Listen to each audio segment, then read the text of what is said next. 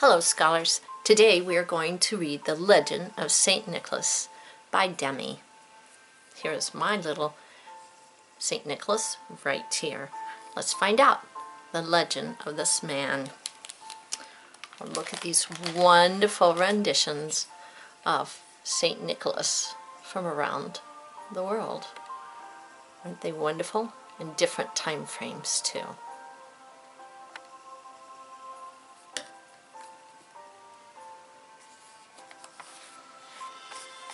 The Legend of St. Nicholas by Demi.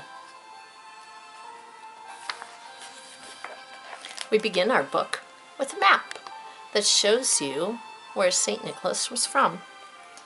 Turkey, on the edge of the Mediterranean Sea.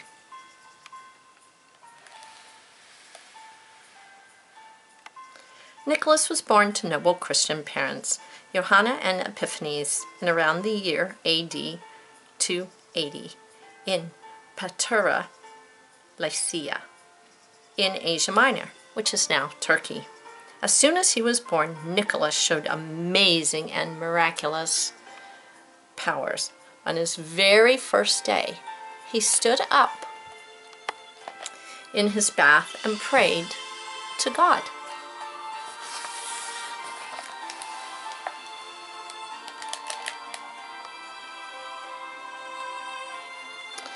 As a toddler, Nicholas fasted on every Holy Saint's Day. He refused to nurse, preferring to pray all day. And as a young boy, Nicholas preferred attending church to playing with other children. He loved to sing hymns and recite the Holy Scriptures, all of which he knew by heart. Nicholas was a sensitive child, deeply saddened by the sickness, suffering, old age, and death that he witnessed every day. He vowed to always help everyone, everywhere, in any way he could. When his parents died in a plague, Nicholas inherited great wealth. He made it his purpose in life to use all of his wealth and strength to help people in need and to glorify the Lord. There lived in Lycia a fine nobleman with 3 daughters who had fallen on hard times. The man was desperate, unable to provide dowries for his daughters, and he felt he had no choice but to sell them to prospective husbands. Young Nicholas learned of the man's misfortune, and late one night he knotted a pile of coins into a cloth and went to the nobleman's house. Nicholas soundlessly tossed the sack in through an open window. The next morning the nobleman found the coins and wept for joy, praising God. He would not have to sell his oldest daughter, but he would still have to sell the other 2.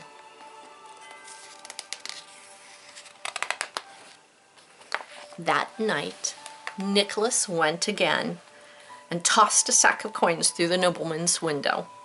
And on the 3rd night, he came back with a 3rd sack of coins. This time, the sack of coins landed in the youngest girl's stocking. The nobleman was awakened, and he pursued Nicholas, crying, "Stop! Stop! Please let me meet you!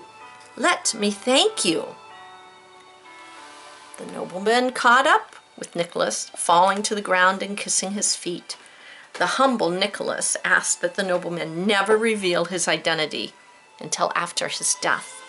Some people say it was this act of Nicholas's anonymous generosity that resulted in the Christmas tradition of St. Nicholas, or Santa Claus, leaving gifts for children in stockings or shoes. Nicholas continued to help the poor and the needy near his home. Then he decided to travel to further broaden his understanding of people and places. He made a pilgrimage to the Holy Land of Jerusalem. On the way, he recited the Beatitudes of Christ. "Blessed are the poor in spirit, for theirs is the kingdom of heaven. Blessed are those who mourn, for they will be comforted. Blessed are the meek, for they will inherit the earth. Blessed are those who hunger and thirst for righteousness, for they will be filled. Blessed are the merciful, for they will receive mercy. Blessed are the pure in heart, for they will see God. Blessed are the peacemakers, for they will be called the children of God. Blessed are those who are persecuted for righteousness' sake, for theirs is the kingdom of heaven. Nicholas traveled as far as Alexandria, Egypt, a great center of learning. In the coastal town of Myra, near Patara, the priests were choosing a new bishop. Early one morning, one of the priests heard an inner voice telling him to wait at the church doors and make bishop the first person to come by whose name would be Nicholas. Nicholas, just returning from his travels home to Patara, approached the church in Myra. "What is your name, young man?" asked the priest. "Nicholas, the servant of your holiness," Nicholas replied. At that, all the priests of Myra fell to their knees and rejoiced in their new bishop. Nicholas brought to his new position a sense of deep piety, humility, and great enthusiasm. He remains to this day the youngest man ever to be made a bishop. Not everyone during the time was a believer in Jesus Christ, and in around the year 305, when Emperor Diocletian was in power in Asia Minor, Nicholas suffered greatly during a persecution of the Christians. Under torture, Nicholas supposedly defended his faith in God and Jesus Christ in a glorious confession. For this, he was given the name the Confessor. In the year 325, during the reign of Emperor Constantine I, it is thought that Nicholas was again tormented for his beliefs and put on trial during the First Ecumenical Council of Nicaea. The emperor was about to rule against Nicholas when suddenly an image of Christ and the Mother of God appeared in the sky over Nicaea. The holy apparition so impressed the emperor that Nicholas was saved, his bishopric preserved.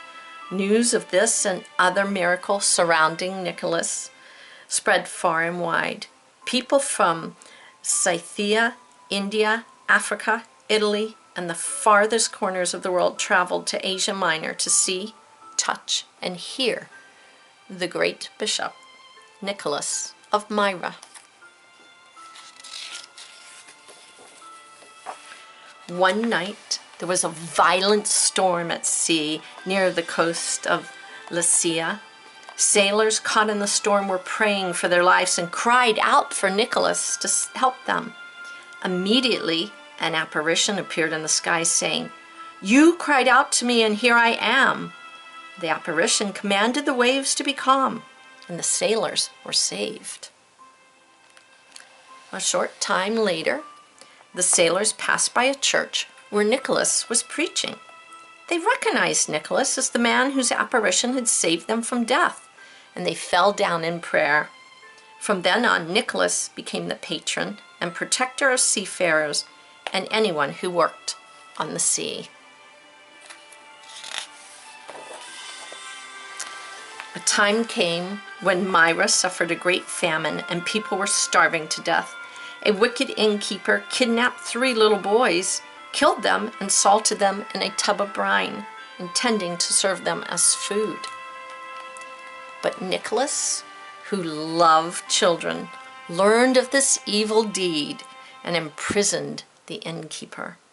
Then, praying to his Lord, Nicholas raised the boys' bodies from the brine and restored them to life. From then on, Nicholas became the patron and protector of children. Another story about Nicholas tells of a young boy named Dmitri who was swimming and drowned in the Dnieper River in what is now Russia. He was pronounced dead, and his family prepared to mourn their great loss. But the next morning, Dmitri was found alive and well, sitting and playing on the steps of Nicholas's Cathedral in Myra.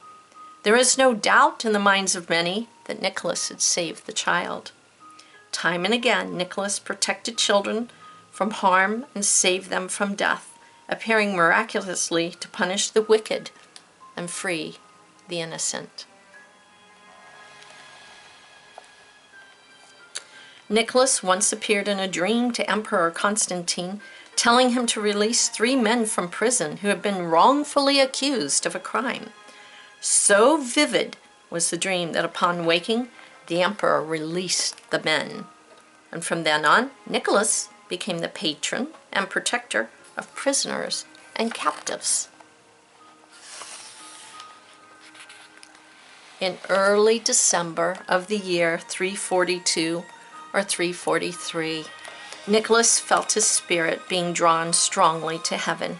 He knew his earthly body would soon die, and he prayed to God to send angels to bring him home.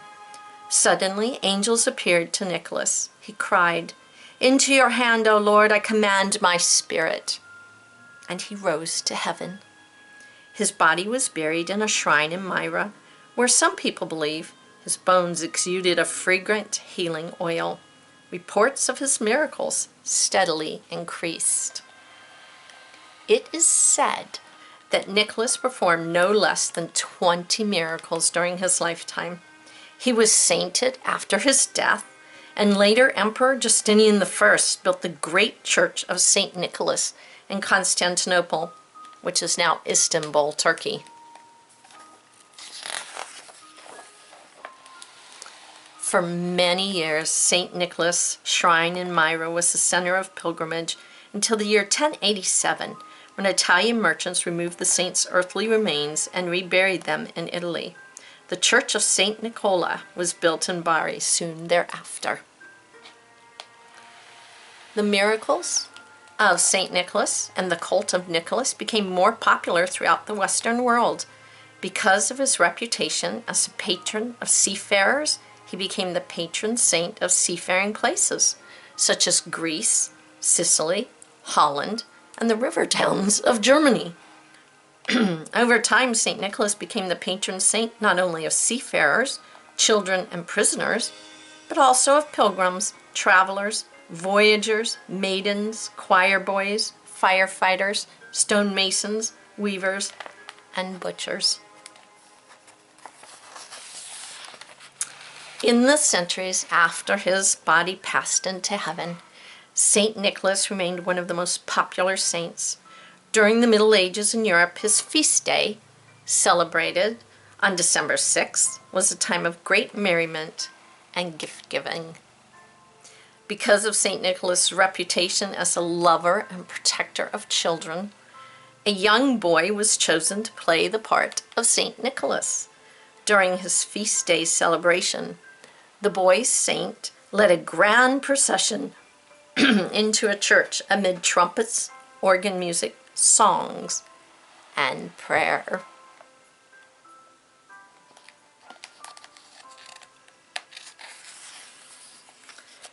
In Germany, Sweden, Switzerland, and the Netherlands, the custom arose of giving gifts in St. Nicholas's name during the Christmas season.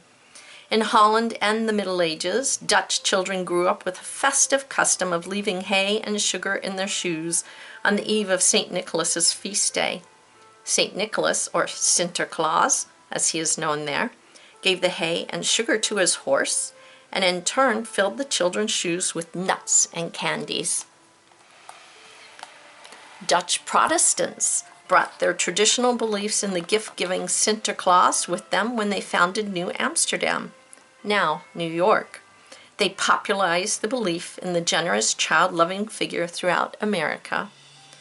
Because St. Nicholas's feast day is in December, so close to when Christmas is celebrated, over time the figure of Sinterklaas soon was transfigured into the character we call Santa Claus. Throughout the world today, whether he goes by the name of St. Nicholas, Sinterklaas, or Santa Claus, this figure who shows enormous generosity, a love of children, deep care for the poor and the needy, and a completely selfless nature is considered to embody the spirit of Christmas and the true spirit of the Lord. The prayer of St. Nicholas.